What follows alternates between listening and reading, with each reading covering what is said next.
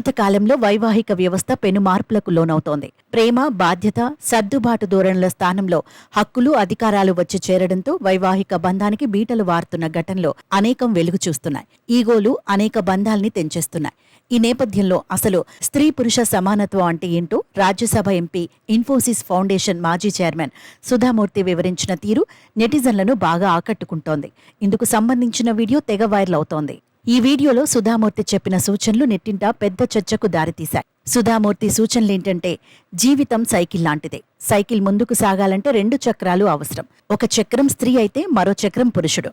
నాకు ఆ చక్రం అవసరం లేదు అని అంటే జీవితం ముందుకు సాగదని సుధామూర్తి అన్నారు. స్త్రీ పురుషులు సమానత్వం భిన్న రకాలుగా ఉంటుందని ఆమె వివరించారు.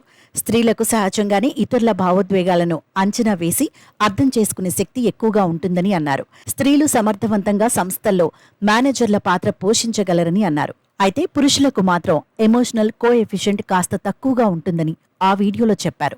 దీంతో ఈ వీడియోపై నెట్టింట పెద్ద ఎత్తున స్పందన వస్తోంది. అనేక మంది సుధామూర్తి అభిప్రాయంతో ఏకీభవించారు. జీవన ప్రయాణం సాఫీగా సాగిపోవాలంటే స్త్రీ పురుషులకు ఒకరి తోడు మరొకరికి అవసరమన్నారు. పెళ్లి చేసుకోబోయే జంటలు ఈ సత్యం తప్పక తెలుసుకోవాలని కొందరు కామెంట్ చేశారు.